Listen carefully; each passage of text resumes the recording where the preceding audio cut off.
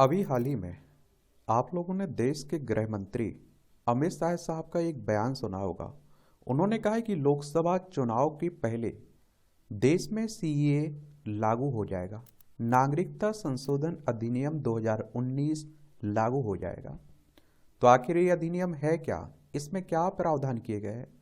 और बहुत सारे लोग इसका विरोध भी करते हैं। तो क्यों विरोध करते हैं, इस पर हम लोग एक सामान्य जानकारी देख लेते हैं। सीए के बारे में हम लोग जान लेते हैं। देखिए, हमारा प्यारा भारत है। देखिए, हमारे पड़ोसियों की बात करें तो पाकिस्तान है, लद्दाख हो गया, जम्मू कश्मीर, पंजाब, राजस्थान, गुजरात की सीमा लगती है। अफगानिस्तान से देखिए लद्दाख वाली सीमा लगती है। और यहाँ आप लोगों को बांग्लादेश देखने को मिलेगा। पश्चिम बंगाल, असम, मेघालय, त्रिपुरा, मिजोरम की सीमा लगती है। इनके बारे में इसलिए बता रहा हूँ क्योंकि आगे इनका उल्लेख होगा इन तीनों देशों का। तो नागरिकता संशोधन अधिनियम 2019 को नागरिकता अधिनियम 1955 में संशोधन करने के लिए लाया गया है। और नागरिकता अधिनियम 1955 नागरिकता प्राप्त करने के लिए विभिन्न आधार प्रदान करता है, जैसे जन्म से, वंशानुगत, पंजीकरण से या देशीकरण और क्षेत्र इत्यादि से। और अगर आप लोगों ने संविधान पढ़ा होगा ना, संविधान के भाग 2 को पढ़ा होगा ना, तो आप लोगों ने जरूर ये पढ़ा होगा। इसके अलावा यह भारत के विदेशी नागरिक कार्ड धारकों के पंजीकरण और उनके अधिकारों को नियंत्रित भी करता है। ओसीआई भारत यात्रा के लिए पंजीकृत प्रणाली को बहुउद्देशीय आजीवन वीजा जैसे कुछ लाभ भी प्रदान करता है। हालांकि अवैध प्रवासियों के लिए भारतीय नागरिकता प्राप्त करना प्रतिबंधित है। अवैध अप्रवासी से तात्पर्य एक ऐसे विदेशी व्यक्ति से जो वैध यात्रा दस्तावेज जैसे वीजा और पासपोर्ट के बिना देश में प्रवेश करता है, या फिर अवैध दस्तावेज के साथ देश में प्रवेश करता है, लेकिन अनुमत समय अवधि समाप्त के बाद भी वो देश में रुका रहता है। बहुत सारे लोग आप देखते हैं कि बांग्लादेश से भारत में आ जाते हैं गुपचुप तरीके से, अवैध तरीके से, वो इजाज़त नहीं लेते, म्यांमार से आ जाते हैं। तो उन्हीं की बात हो रही है, उन्हीं को आप लोग अवैध आप्रवासी कहते हैं। और अवैध प्रवासी पर भारत में मुकदमा चलाया जा सकता है, उसे निर्वासित या फिर कैद किया जा सकता है। सितंबर 2015 और जुलाई 2016 में सरकार ने अवैध प्रवासियों के कुछ समूहों को कैद या निर्वासित करने से छूट दी। अब संशोधन अधिनियम के प्रमुख प्रावधान देख लीजिए। तो इस अधिनियम में आप देखिए 31 दिसंबर 2014, ये डेट जरूर याद रखिएगा, 31 दिसंबर 2014 को या फिर उसके पहले अफगानिस्तान, बांग्लादेश और पाकिस्तान से भारत आए, इन तीनों देशों से भारत आए, इनमें हिंदुओं हैं, सिख हैं, बौद्ध हैं, जैनियों, पारसियों और ईसाइयों को अवैध प्रवासी माना जाएगा। क्या माना जाएगा? अवैध प्रवासी इन्हें माना जाएगा। और इन्हीं को नागरिकता देने की बात कही गई है इस कानून में। लेकिन यहां आप लोगों ने ध्यान दिया होगा कि मुस्लिम शब्द नहीं है, इसीलिए इसका विरोध भी किया जा रहा है कि इसमें मुस्लिमों को भी शामिल करना चाहिए था। जो लोग विरोध करते हैं वो ये बात कहते हैं कि ये तो क्या है, बराबरी का जो अधिकार है ना, उसका हनन हो रहा है। और इन प्रवासियों को उपरोक्त लाभ प्रदान करने के लिए केंद्र सरकार को विदेशी अधिनियम 1946, पासपोर्ट भारत में प्रवेश अधिनियम 1920 में भी छूट प्रदान करनी होगी। 1946 और 1920 के अधिनियम केंद्र सरकार को भारत में विदेशियों के प्रवेश और निकास और निवास को नियंत्रित करने की शक्ति प्रदान करते हैं। पंजीकरण या देशीकरण द्वारा नागरिकता, तो अधिनियम किसी भी व्यक्ति को पंजीकरण या फिर देशीकरण द्वारा नागरिकता प्राप्ति के लिए आवेदन करने की अनुमति प्रदान करता है, लेकिन इसके लिए कुछ योग्यताओं को पूरा करना अनिवार्य है। यानी कि कहने का मतलब ये है, अगर कोई दूसरे देश का नागरिक भारत की नागरिकता लेना चाहता है तो उसे पंजीयन के द्वारा भी वो नागरिकता ले सकता है। आवेदनकर्ता आवेदन करने के 1 वर्ष पहले से भारत में रह रहा हो और उसके माता पिता में से कोई एक भारतीय नागरिक हो, तो वह पंजीकरण के बाद नागरिकता के लिए आवेदन कर सकता है। स्वाभाविक रूप से नागरिकता प्राप्त करने की योग्यता में से एक यह है कि व्यक्ति आवेदन करने से पहले एक निश्चित समय अवधि से भारत में रह रहा हो या केंद्र सरकार में नौकरी कर रहा हो और कम से कम 11 वर्ष का समय उसने भारत में बिताया हो। इस योग्यता के संबंध में आप देखते हैं कि विधेयक में अफगानिस्तान, बांग्लादेश और पाकिस्तान के हिंदुओं, सिख, बौद्ध, जैनियों, पारसियों, ईसाइयों के लिए एक प्रावधान है। व्यक्तियों के इन समूहों के लिए 11 साल की अवधि को घटाकर 5 साल कर दिया जाएगा। और नागरिकता प्राप्त करने पर ऐसे व्यक्तियों को भारत में उनके प्रवेश की तारीख से भारत का नागरिक माना जाएगा। और उनके खिलाफ अवैध प्रवासी या नागरिकता के संबंध में कानूनी कार्रवाई बंद कर दी जाएगी।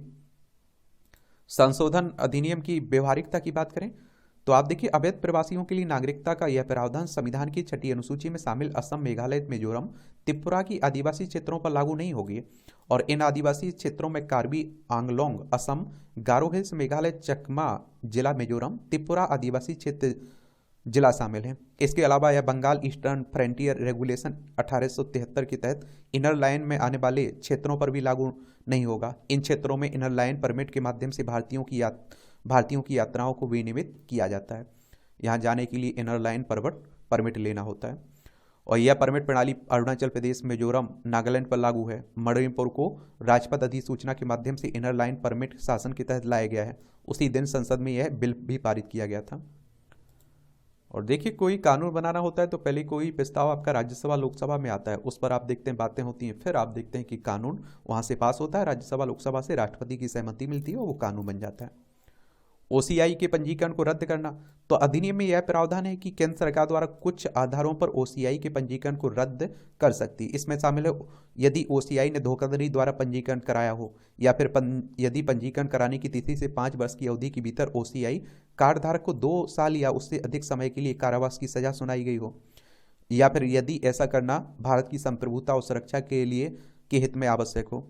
और विधेयक पंजीकरण को रद्द करने के लिए एक और आधार जोड़ता है। इस नए आधार के अनुसार ओसीआई ने केंद्र सरकार द्वारा अधिसूचित अधिनियम या किसी अन्य कानून के प्रावधानों का उल्लंघन किया है तो कार्ड धारक को सुनवाई का अवसर दिए बिना ओसीआई रद्द करने के आदेश नहीं दिया जाएगा।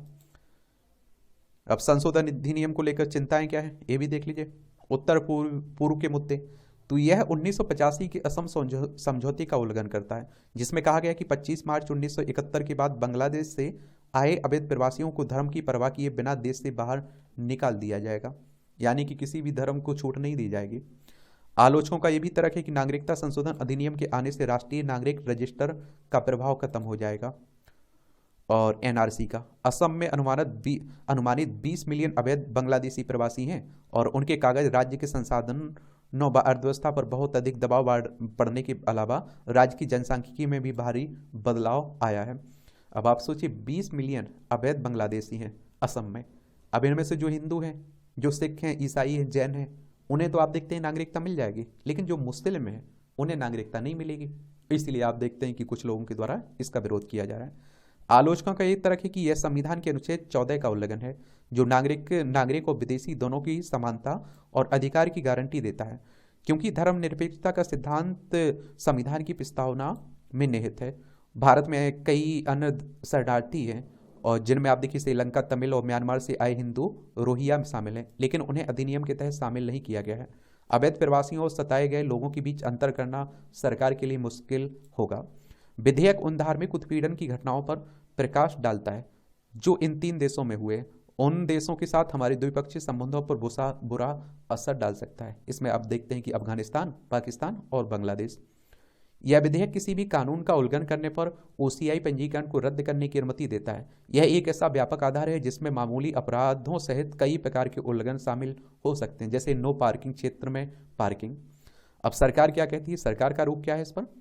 तो सरकार ने स्पष्ट किया है कि पाकिस्तान, अफगानिस्तान और बांग्लादेश इस्लामिक गणराज्य हैं जहां मुसलमान बहुसंख्यक हैं, इसलिए उन्हें उत्पीड़ित अल्पसंख्यक नहीं माना जा सकता है, क्योंकि आप देखते हैं कि वो मुस्लिम देश है, तो मुस्लिमों का उत्पीड़न हो, सरकार कह रही है ये संभव नहीं है, लगता नहीं है ऐसा।